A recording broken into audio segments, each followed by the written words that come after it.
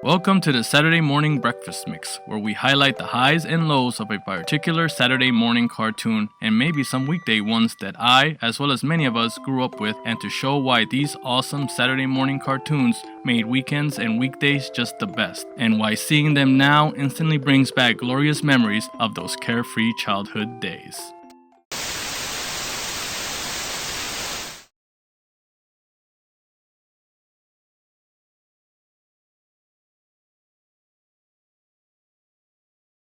What is it to have power? What would you do with it?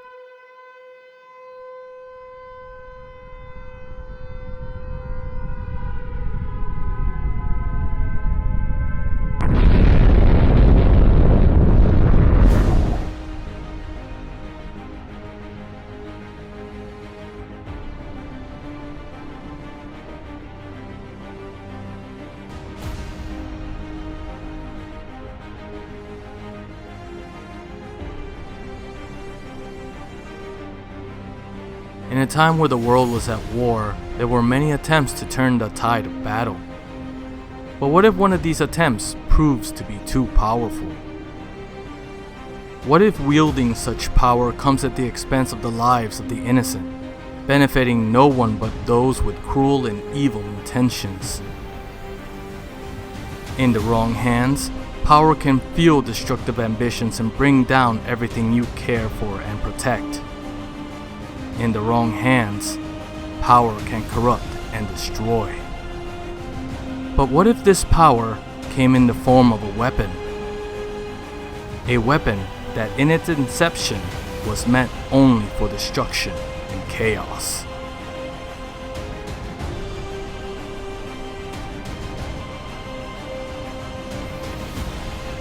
But as the years passed and the war had ended, this weapon lay hidden and incomplete. With its creator now dead and his secret buried along with him, this powerful weapon lay dormant for many years. That is, until someone, the offspring of its creator, discovers it. Someone pure at heart and with good intentions now possesses this powerful weapon not for ill deeds, but to use it to fight for right against wrong. A space-age robot is at his command. A powerful creation, the power in your hands. This is his story.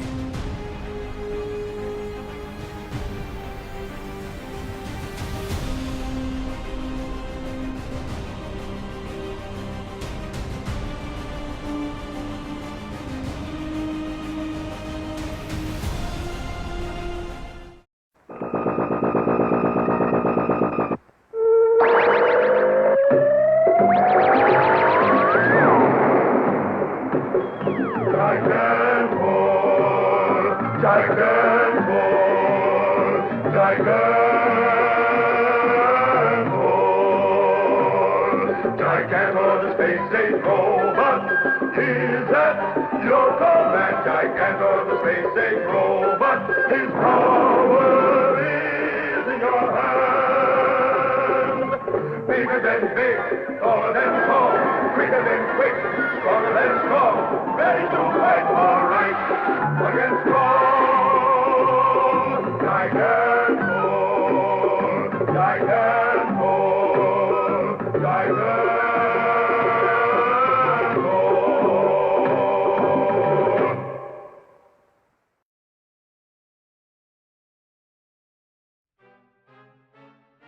Gigantor, also known as Tetsujin 28 号, Iron Man number 28 in its native country of Japan, is a 1963 anime adaptation of the manga of the same name by Mitsuteru Yokoyama, released in 1956. The manga, as well as the anime in general, is heavily credited as being the creator of the Japanese mecha genre in its homeland of Japan. Mitsuteru Yokoyama was a child during World War II and was very heavily influenced by the works of Osamu Tezuka, the man behind one of the most successful manga and anime franchises in the world, Astro Boy. Quitting his job as a banker to work full-time as a manga artist and writer, Yokoyama would create two characters that would pioneer the giant mecha genre. One being 1967's Giant Robo, and the other, his first creation, Tetsujin 28 in 1956. Tetsujin 28, much like Astro Boy, was influenced by the artist's wartime experiences. In Yokoyama's case, this was through the bombing of the city of Kobe, Japan during World War II. Taking inspiration for the terrifying destructive power of the B-29 and Vergeltung-Waffen bomber planes, as well as the 1931 Boris Karloff classic Frankenstein, Tetsujin 28 was an allegory of how tools of war could be used for good or bad depending on the intent of those who used them. What made Tetsujin 28 different as a series compared to Astro Boy was that unlike Osamu Tezuka's much-loved robot, Tetsujin 28 was not sentient and had no soul. It was simply a machine to be controlled. What made it unique was that this robot was given a soul because of the person who controlled it, a person with good intentions who wanted to use this living weapon not to destroy but to protect. The person controlling the machine and his actions gave the series an approach to storytelling that, at the time, was considered very unique.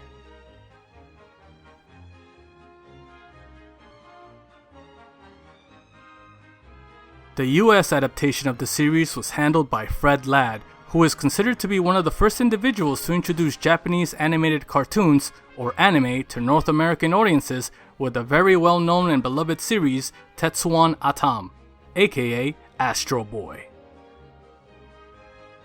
After the success of Astro Boy, Ladd continued his involvement in early anime imports with Tetsujin 28, now renamed Gigantor, but not without a few noticeable changes to appeal to American audiences watching at home. Many of the characters' names were changed, as well as the removal of the post-World War II setting that the original manga and anime encapsulated, and geared the story to the futuristic time of the year 2000.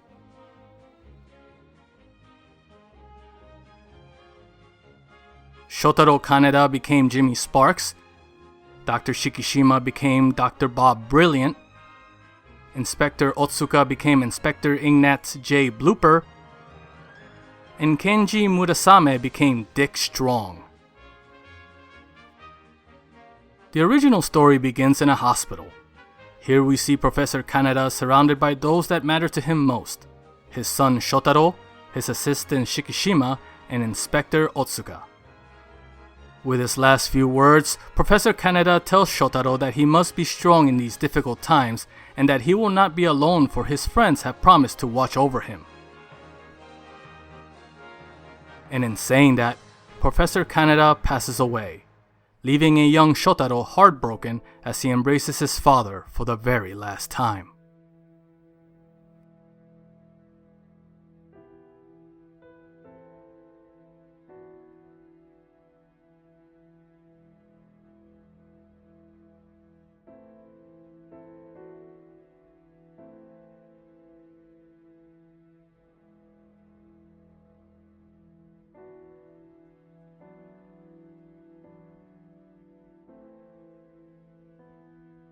As time passes, we see that Dr. Shikishima, along with Inspector Otsuka, is taking the young Shotaro to Mount Triangle, a remote island off the coast of Japan, to reveal the truth about his father and about how great of a scientist he really was. But unbeknownst to them, they are not alone. Landing unnoticed, these masked men discover the helicopter that housed Shotaro and friends and are on the hunt to find them.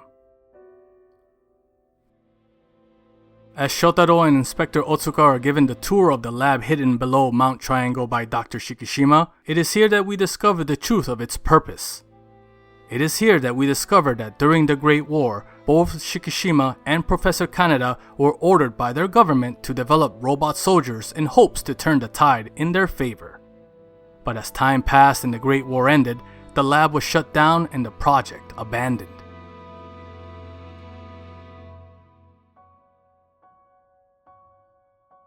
As this revelation occurs, young Shotaro is left in awe in seeing with his own eyes one of his father's final projects, a giant robot, Tetsujin 28.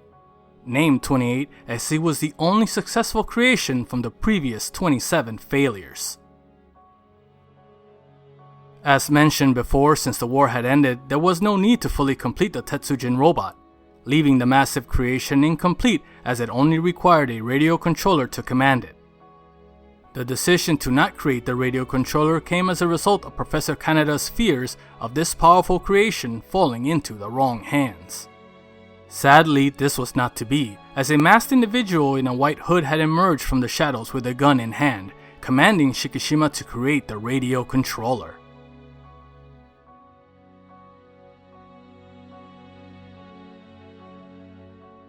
As the masked men from before are still searching for our heroes, they notice lightning striking a location twice and are convinced that the entrance to the secret lab must lay there. Succeeding in their effort, the masked men find their way into the lab and we discover that they are part of the PX group, an international gang of thieves who are bent on stealing Tetsujin for their own selfish goals. Using this as an opportunity to get away, the mysterious masked hooded man tries to run and hide, but unfortunately this decision leads to an all-out gunfight with the PX group.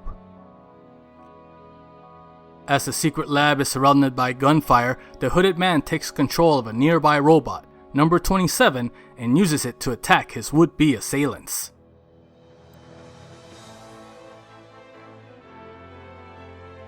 During the attack, we discover that the hooded man is none other than the former assistant of Professor Kaneda, Dr. Kuronuma, an evil individual in his own right who is the only person that could control robot number 27.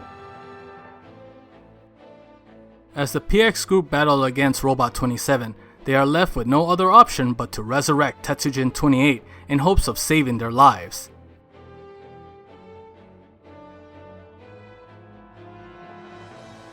And in that, Tetsujin 28 is awakened. With the two metallic titans squaring off in the middle of the laboratory within Mount Triangle, everyone else can do nothing but to watch the ensuing fight in both horror and amazement, ultimately leaving the lab as it now collapses around them with Tetsujin 28 emerging victorious.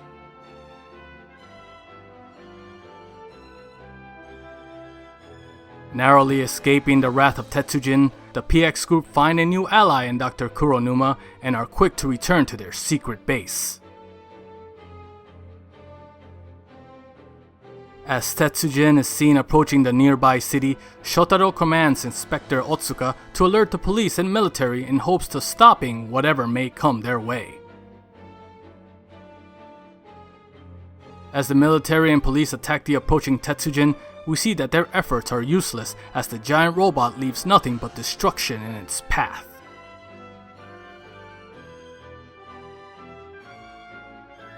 As reports of the giant robot approaching Tokyo are broadcasted, we are introduced to a group of criminals, the Murasame family, who see this as a prime opportunity to rob the city during the bedlam. As the citizens of Tokyo are doing their best to evacuate their city, the Murasame family arrive at the ABC Bank and are successful in taking what they can carry from the bank's vault. But that excitement turns into terror as Tetsujin arrives, resulting in the leader of the Murasame family, Ryosaku, being killed by falling rubble.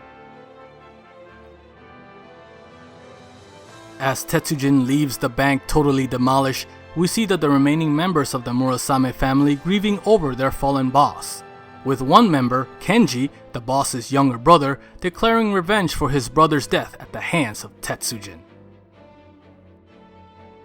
Being left with no other option, Dr. Shikishima is left to create the radio controller in hopes of stopping Tetsujin, but our heroes are quickly ambushed and left unconscious by the PX group, who now have the means to command him.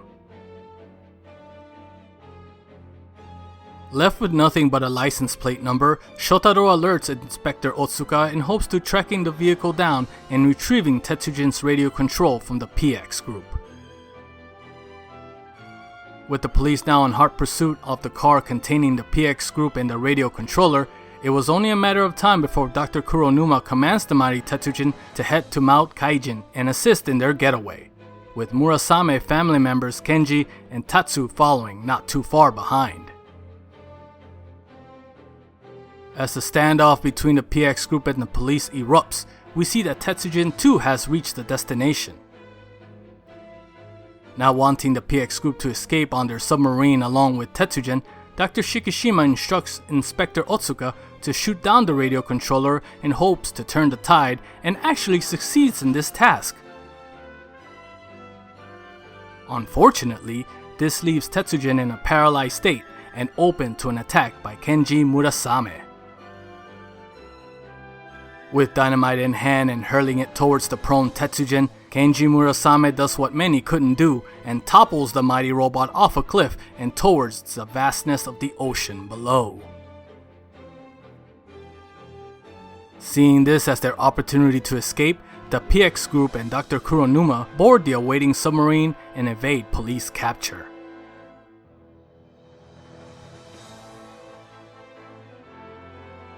Back on land, Kenji Murasame along with Tatsu feel that their older brother's death has finally been avenged and decide to leave, but are confronted by Inspector Otsuka, who wishes to arrest the criminals.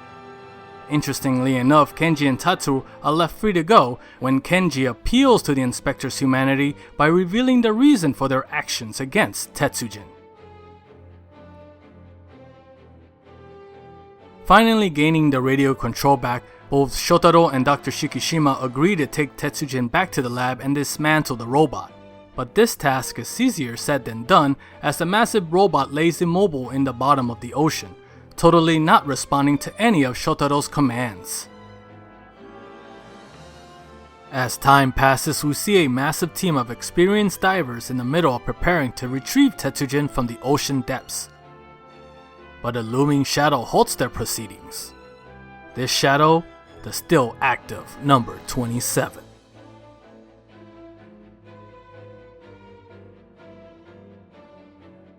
As everyone tries to raise Tetsujin from the ocean with the utmost haste, we see that number 27 is doing what he can to stop their efforts, but ultimately it is not enough.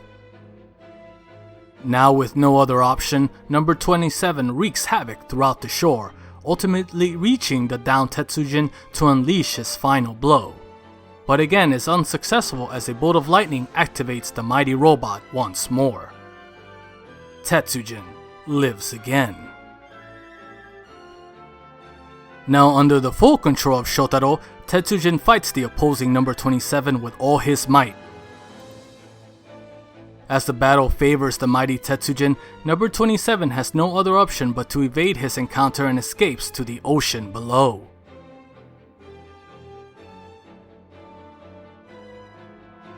With the battle now over, Dr. Shikishima communicates with Inspector Otsuka that he plans to dismantle Tetsujin, for he believes that having Tetsujin is too much of a risk that could lead to many more problems in the foreseeable future. Inspector Otsuka is then informed by an officer that the great detective Chloroform is arriving the next day from France to meet him at Haneda Airport in hopes to assist him with the PX group, as he was responsible for halting their activities outside of Japan. As Shotaro and Inspector Otsuka go to meet Detective Chloroform, we are introduced to a mysterious individual who has been spying them from afar. But before this individual was able to use his spy camera hidden as an ordinary lighter, he is confronted and dealt with by the real Detective Chloroform in disguise. The real Chloroform had arrived in an earlier flight, while the one arriving on the plane was his assistant in disguise. This plan was set up in order to apprehend the PX member and discover the location to their secret hideout. But little did they know that there were other PX members not too far behind. Using his rather aggressive methods to extract the information he needs to find the location of the PX hideout, we see that the apprehended PX spy is afraid to stand by a nearby window, as Detective Chloroform knows that if he stood there long enough, he would get the information he needs, as he is fully aware that the hidden PX sniper waiting for the opportunity to silence his captured assailant. Getting the information they need, Shotaro, Otsuka, and Chloroform are en route to the location of the PX Group's secret hideout, and are indeed successful thanks to Shotaro's impressive detective skills. As our heroes dive deeper into discovering the secret hideout, they are detected by the alarm system and are confronted by members of the PX Group who take arms to handle their unwanted visitors. Having little to no success in eliminating their intruders, the boss of the PX Group has no other choice but escape during the assault through a secret elevator. Now being hunted down by a large mob, the boss of the PX Group comes face to face with Shotaro and crew and is able to narrowly escape with the aid of a nearby balloon.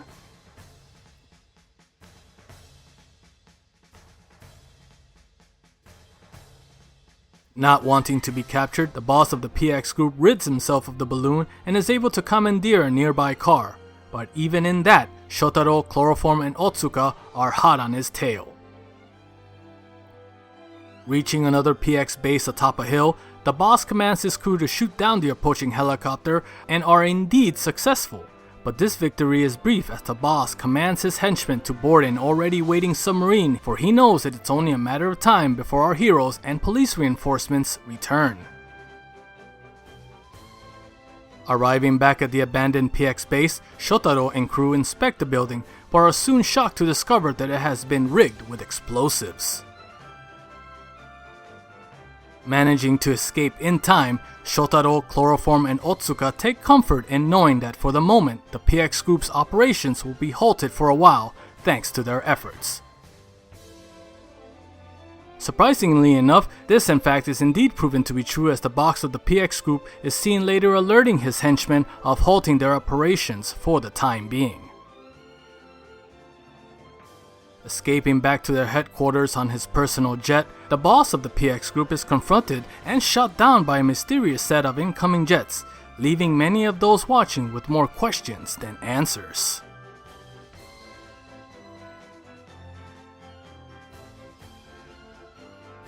But these are just many of the interesting characters, groups, and situations that Shotaro and crew would encounter for the anime's original 97 episode run.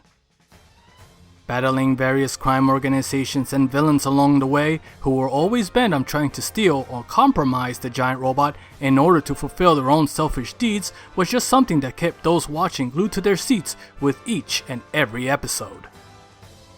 Although only 52 out of the original 97 were dubbed in English for the American audiences, as well as certain character name changes and whatnot, you can see that it had a very simple formula that helped the show reach popularity when it debuted on television station WPIX-11 in 1964 during the 7 p.m. time slot.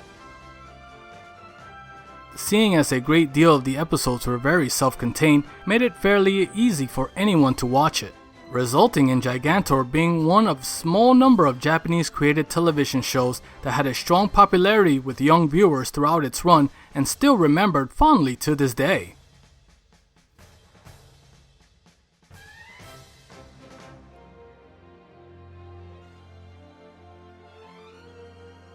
Oh, did you know? The animated series based on the Gigantor manga was only the second attempt at a television series. The first TV adaptation of Yokoyama's Tetsujin manga was actually a live-action series. Tetsujin 28 号was a 1960 tokusatsu series produced by Hikari Production and Matsusaki Production, which consisted of 13 episodes that originally aired on February 1st, 1960 to April 25th of the same year. As you can see, the series seemed to have taken influences from various American movie serials at the time, such as Captain America, Batman, Captain Marvel, and of course, Flash Gordon. The series itself was a pretty loose adaptation of the first few volumes of the then ongoing Tetsujin manga, with its plot involving boy detective Shotaro Kaneda ending up in the control of a 6.5 feet World War II era robot, Tetsujin 28.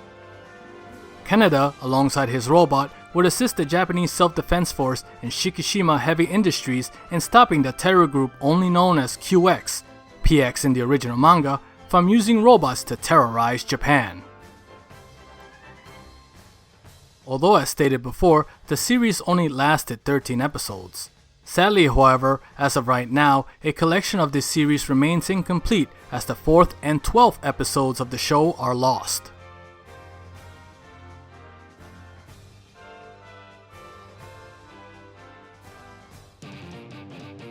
Once the original anime had its run, we would see a more modern take on the story with 1980's Taiyu no Shisa Tetsujin 28 Go, New Tetsujin 28.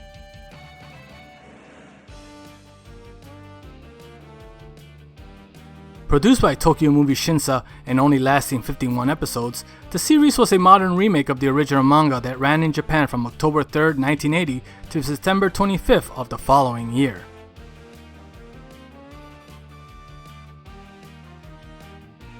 The series wouldn't be shown to American audiences until 1993, when Fred Ladd and TMS debuted the series under its retitle, The New Adventures of Gigantor. The series would debut in the early days of the newly launched Sci-Fi Channel and would run from September 9th of 1993 to June 30th of 1997. As the New Adventures of Gigantor was beginning to have its run on the Sci-Fi Channel for American audiences, Chou Dendo Robo Tetsujin 28 Go FX was debuting in Japan.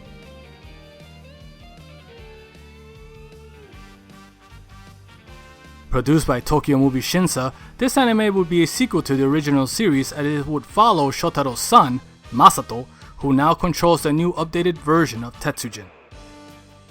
The series would run from April 5th, 1992 to March 30th, 1993, totaling 47 episodes. Although the series was brought over to Latin American countries, it has never been released in English-speaking ones. The director of both these animated series was Tetsuo Imazawa, a director responsible for the Digimon anime, Transformers Super God Master Force, and even the Time Gal Sega CD video game. In celebration to honor the 50th anniversary of the beloved character, a live-action movie was made. Released in March of 2005, Tetsujin 28 the movie will be the first original film based on the series, as well as the first to be released theatrically. Unlike the original manga and previous adaptations, the film's story is set in modern-day Japan while still honoring its original manga origins, with the emphasis being entirely focused on Shotaro Kaneda's coming-of-age subplot. The mecha were rendered entirely in CGI, and the animators behind it were able to translate the original design to live action. But sadly, many fans of the series lambasted it because they felt the battles and the CGI were very boring and outdated, considering Final Fantasy VII Advent Children was released later that same year and showed how much computer animation had advanced through the years. Although the film itself has some various mixed reviews, with some even commenting that it should be skipped and recommending watching the anime instead, I didn't really mind it. All things considered, I actually enjoyed it. Sure, it does have its flaws and there are various plot holes throughout the story, but it didn't bother me much. But then again, I'm a fan of some films that others would consider the worst ever. But again, that's just my opinion.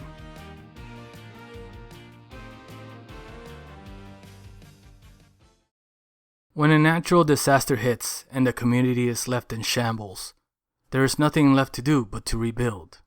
And what better symbol to memorialize the strength of a community and guard against future disasters than with a defender and companion that fights to protect its inhabitants.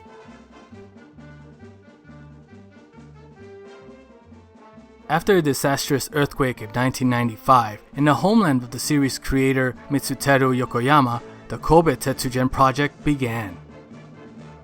As part of the renewal project, a 59 feet tall statue of Tetsujin 28 was built as a symbol to the people of Kobe, Japan, which was finally completed and officially unveiled October 4th of 2009.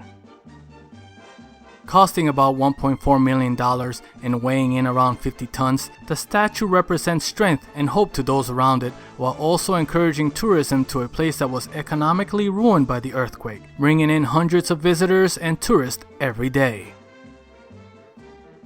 Sadly, Mitsuteru Yokoyama never got to see his beloved creation in real life, as he died on April 15th of 2004. But I believe he would be proud to know that his creation has resonated with so many people, both young and old, for years to come, as he now guards Kobe from future disasters and evil. One of the most interesting references to Tetsujin comes from the form what is arguably one of the most recognized anime manga of all time, Akira by Katsuhiro Otomo. Shotaro's name Kaneda was borrowed for the manga's protagonist. He also borrowed the name Shikishima for the colonel and the name of Shikishima's son, Tetsuo, for the character Tetsuo Shima, and has even stated that Akira himself is referenced to as number 28 by the scientists who were experimenting on him. An odd little bit of trivia comes in the form of the translation to Tetsujin's name. Despite the fact that the Tetsujin manga, which debuted in 1956, predated Marvel Comics character Iron Man, who debuted in 1963, Tetsujin 28, which translates to Iron Man 28, could not be released as Iron Man in North America due to the Marvel character Iron Man appearing in that market before Tetsujin. This is one of the reasons as to why the series was renamed Gigantor for the American version, although current releases of the manga and anime have retained all of its original names.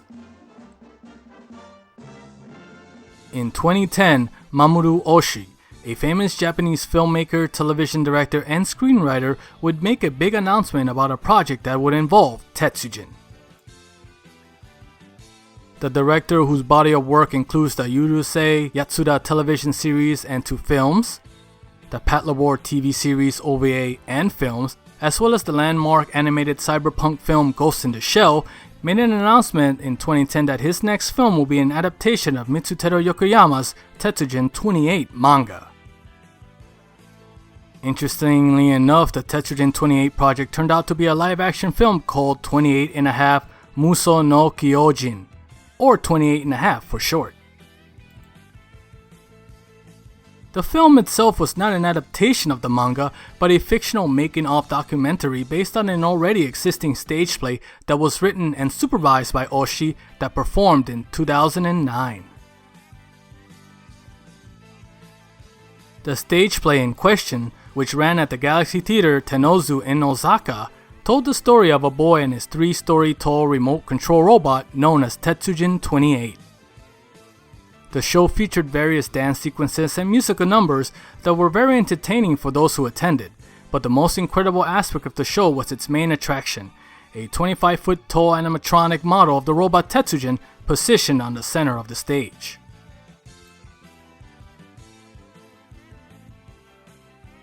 As for the film itself, released July 31st of 2010, it is a mix between a documentary film and a behind-the-scenes making-of featurette. For those who have seen the actual stage play it's based on, those individuals will probably appreciate it more because of some of the actual behind-the-scenes footage that goes into making this play a reality, like the dance rehearsals and the work it takes to animate the robot. But as the movie progresses, and the differences between the real rehearsals and the inclusion of the dream sequences start becoming more vague, you begin to wonder if the fiction depicted in the film became a reality, or was it all fiction since the very beginning? The film is quite a trip, but then again, Mamoru Oshii is very well known for his philosophy-oriented storytelling, so I would definitely recommend it if you're a fan of his work. On December 26, 2008, Felix Ip, the creative director of Imagi Animation Studios, the company behind the theatrical films like 2007's TMNT and 2009's Astro Boy, announced that one of his future projects would be a fully computer animated Tetsujin 28 film, simply titled T28. As you can see by the teaser trailer they made to announce the project, the studio was putting a lot of effort into honoring but also updating the legendary mecha for both new and old audiences, similar to how they did with the Astro Boy movie. Scheduled for a 2012 release, the film was ultimately cancelled, along with several other projects following the box office failure of Astro Boy, with Imagi Animation Studios closing its doors on February 5th, 2010.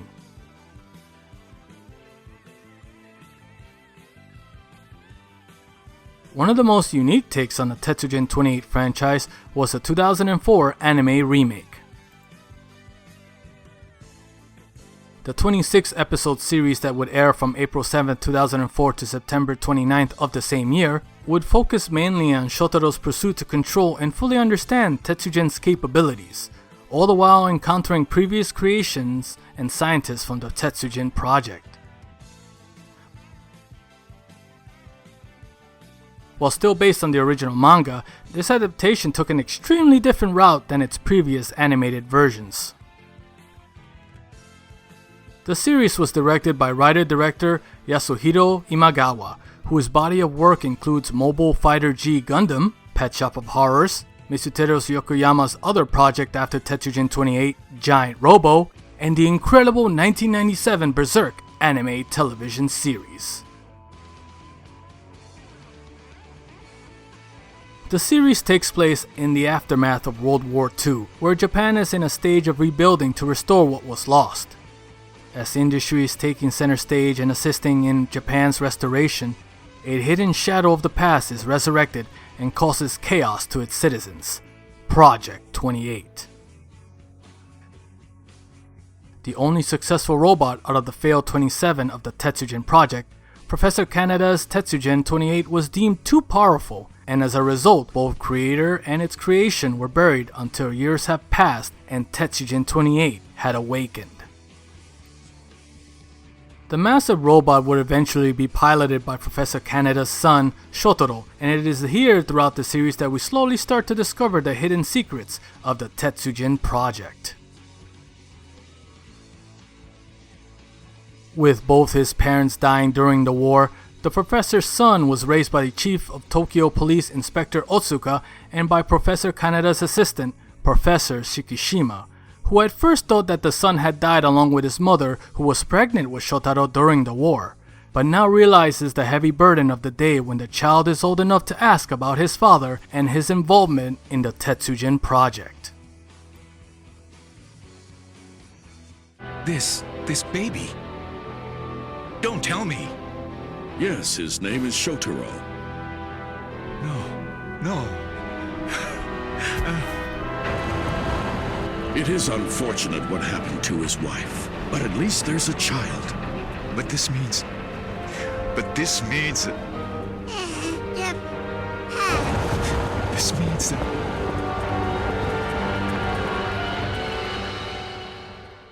As the series goes on and Shotaro tries to find ways for Tetsujin to help those around him, shadows of the past come forth, and with that more revelations of their true purpose are explained. They are creations of war, meant only for destruction and chaos.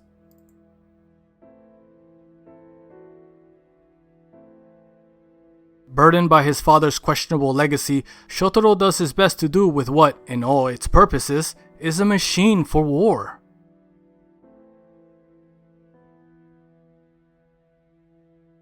Building on themes of guilt and resentment during Japan's post-war reconstruction era, this series is one of the most unique takes of a classic manga series I've seen in a long time.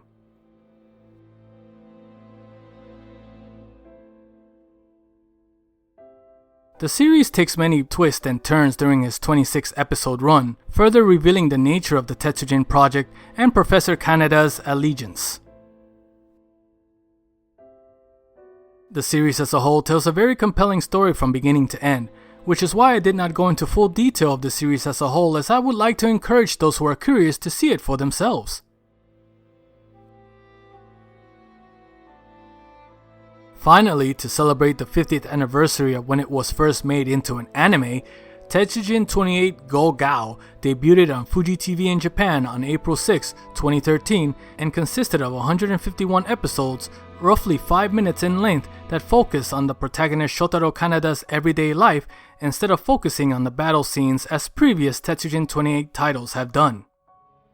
The visuals of the title robot, its nemesis Black Ox, and other elements contain a more simplified, child-friendly pop art style. In closing, Tetsujin 28 changed the nature of how Japanese pop culture could be embraced outside its home origins and showed that the characters who controlled them were in fact just as important as their mechanical companions. The original manga and anime carried a very anti-war message by illustrating Tetsujin 28's powers as an allegory for how tools of war could be used for good, despite its original intent. Tetsujin, or Gigantor, showed a clear message that even in the time of war and destruction, that there is hope. Tetsujin represented a symbol of restoration, creating stronger foundations for a better future even after the atrocities that have affected both its country, Japan, and even the world. Something originally meant for destruction could also become a force for good and inspire a message of hope to those around it as long as the person wielding it is pure of heart.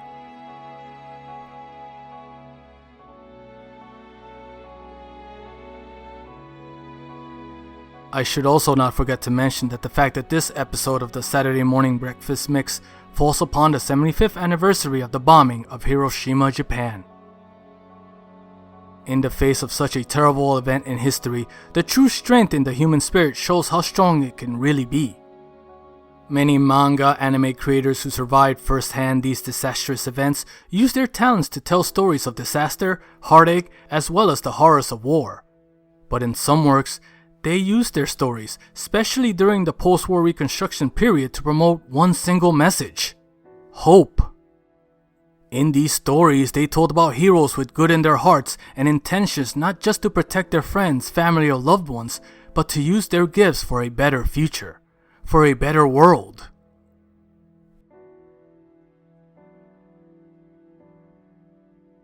It is in that these creations have become a symbol of how the forces of good will always outweigh the bad in any situation.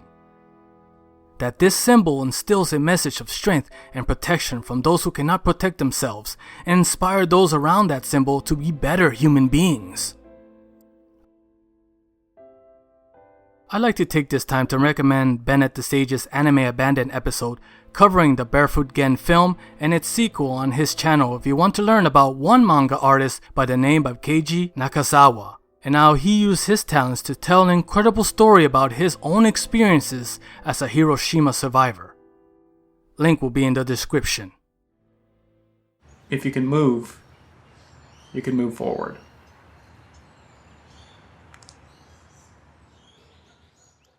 As a final note, I also cannot discredit the impact that Mitsuteru Yokoyama's creation has made over the years.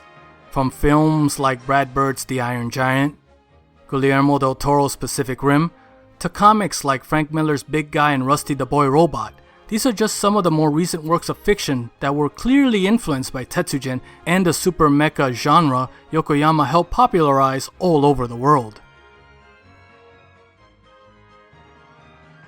You don't have to look very far to find various references to his series in other people's work, which goes to show how beloved this character as well as its creator continues to be. Although yes, the premise would seem dated by today's standards, a young boy operating a giant robot fighting off threats by those with evil intentions, but that's only because we've seen this premise in other works growing up. But you have to remember that the tropes and story beats originate from this one series. Despite which version you watch, this series as well as its various iterations through the years have shown that Tetsujin 28, or Gigantor, is without a doubt one of the most beloved and inspiring characters in Japanese animation history. Whatever version it might be, take a chance on it, and maybe, just maybe, you might like it too. But until then, this is Edgar Velasco saying, thank you so much, and remember, when it comes to cartoons we grew up with, that to truly appreciate something, you have to accept its strengths and its faults, no matter what they are, because when that happens, you can appreciate how amazing it was, and how amazing it continues to be. Thank you so much, and I'll see you all next time.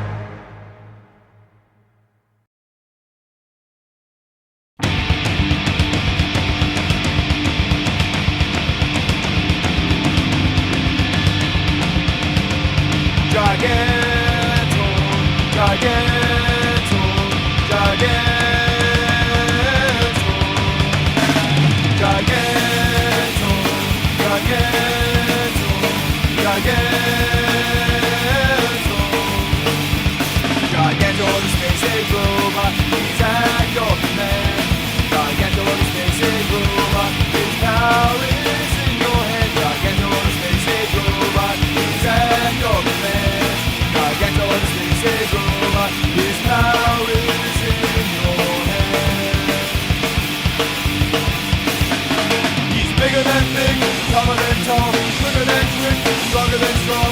They fight for right against wrong.